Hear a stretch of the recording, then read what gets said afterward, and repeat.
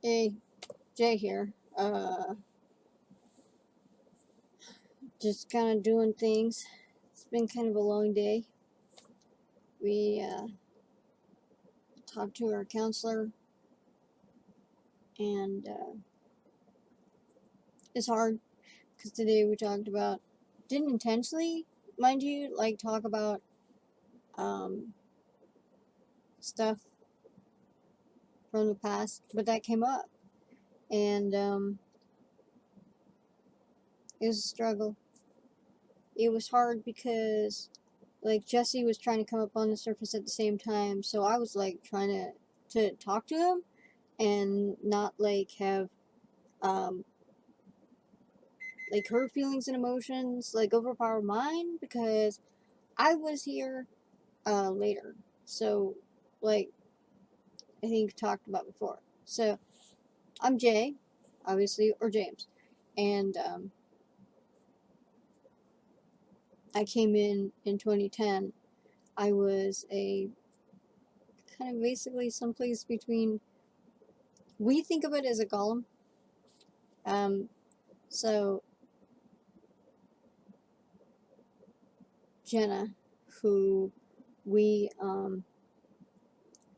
who when she comes out, she's very obvious that she is who she is.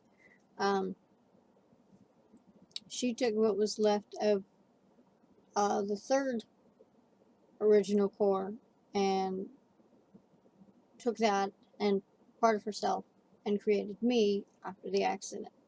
So I struggle with the fact that now, since the uh, February shattering, other people falling out of our headspace, right? One of them shares my name. Like not Mike, like James or Jay, but like JJ. I'm JJ. Well, she's JJ too because when Jessie was 13, she was a JJ as well. So, like today, we were talking to the counselor about stuff that she remembers. That's the place where she's a lot of herself is still trapped. She age slides between 13 and 17. Um, I Most people think I'm like 17. Um, I'm around that age, but like mentally, I carry other stuff, like other how things are dealt with. Um, but so we ended up talking to the counselor, and it was heavy stuff. I didn't really want to talk about it, but it needed to be talked about. And then she came to the surface because it was stuff involving her, and it's hard because it was like her and I were in the same space at the same time, which was so disorientating and such a really freaking big struggle. I hated it. I hated it. And I was trying to maintain just keeping myself in my bubble while she was like right on top of me, all around me and stuff. And so I'm pushing her back in the control room because she's right there and I'm right there. And so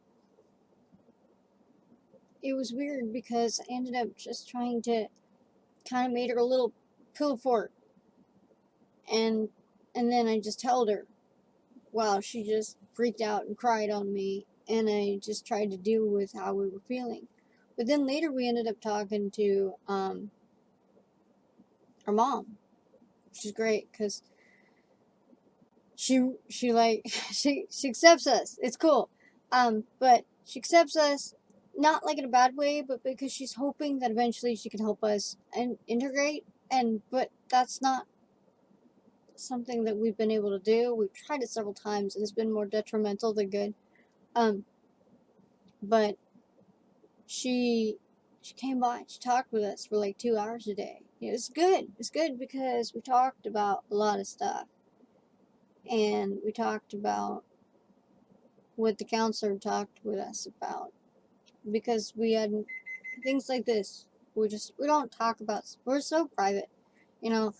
Being D.I.D. means you don't get to have a public life. It means each of you who has life, you're literally living it in those moments. And then you either remember or you don't. You don't actually get to remember another person's memory. You only get to remember yours. And it's a struggle because, like, she would say to me, well, do you remember this? And I'd be like, no. But then when I'd go to access it, if I could access it, if I was allowed access to it, you know, I could be like, okay, well, the core's memory is this, you know. But since I came in 2010, right after the accident, because I was created at that point, it was difficult to talk about things that were before that point because I'm not connected to them. They're not my memories, but they are Jessie's memories, and they are Jenna's memories. And so, we're talking to her about that. I mean, it's interesting the way that since we've been private for like, oh goodness, like 30, 30, 40 years. And it's been a struggle to try to maintain like that zone of you don't talk about this. People gonna think you're crazy. Our roommate has always been very adamant that this sort of thing would make us lose our kids, and this sort of thing would make people throw us in a crazy house. So we learned, I especially, because after the accident, I was like, so hey, my name's Jay, and I live with this guy and this guy and this person, and they're all in my head, and da da da da da. And I had to be taught that that wasn't okay. I had to be taught that for the best betterment of the core, I had to shut my mouth. That things that I thought were okay to talk about weren't. And that was a struggle because I like sharing things. I like having friends. I like talking about stuff because I don't like being private, and it's hard. And I learned to be private.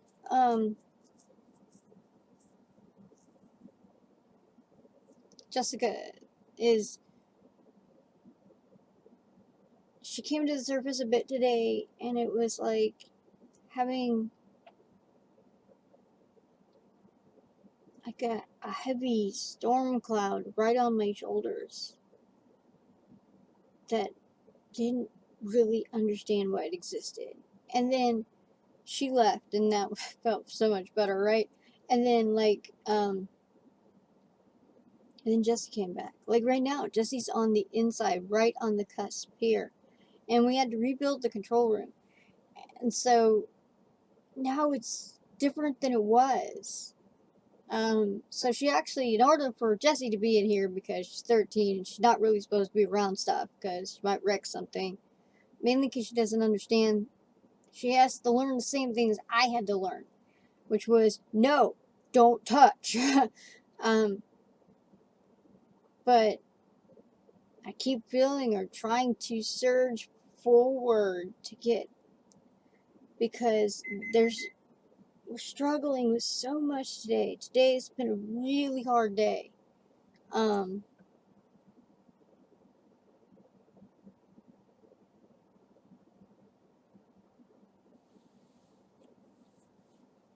But yeah, like I was saying, it's kind of easier when I get to um, when I'm allowed to talk about things. So it gets we do a lot of different things, and we try to do what's best for the body, because we're trying to protect the body and take care of the kids, and you know, like, because Mimi and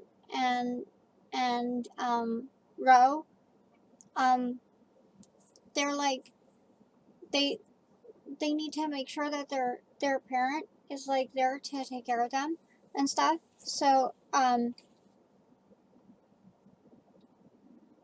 it would be really hard if something happened to us when we have really hard times. So we try to, you know, we take the big problems and we like put them in a box, and then we put the box on the shelf and stuff, and that helps because it may not make it like better at that time, but it makes it so that it can go and be, you know, we can like take care of it later.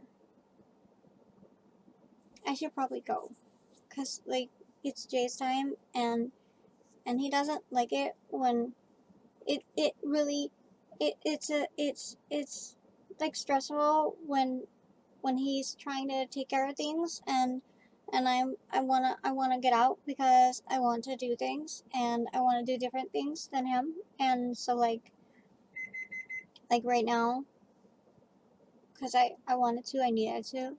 um I'm gonna go. Bye.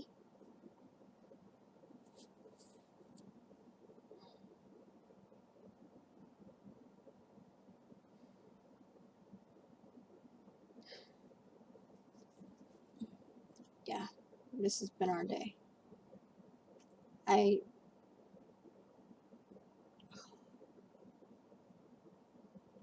I don't even know what I was talking about. But yeah, no. Uh,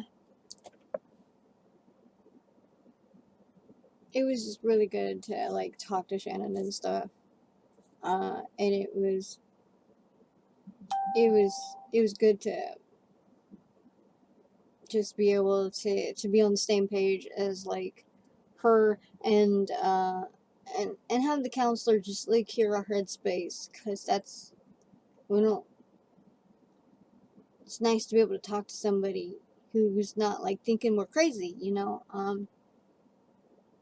But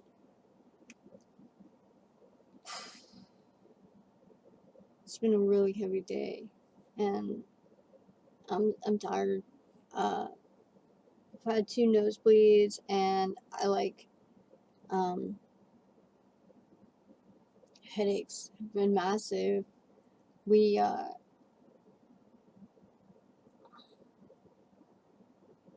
It's like everything's blurring right now. And normally I got this. Normally I can keep everything maintained, but I feel like I'm like losing this stupid battle, and I can't, because we got the kids, and we need to be there for them. But I want to thank everybody for tuning in, and as always, being supportive. It means a lot. Uh, and we'll see you guys later.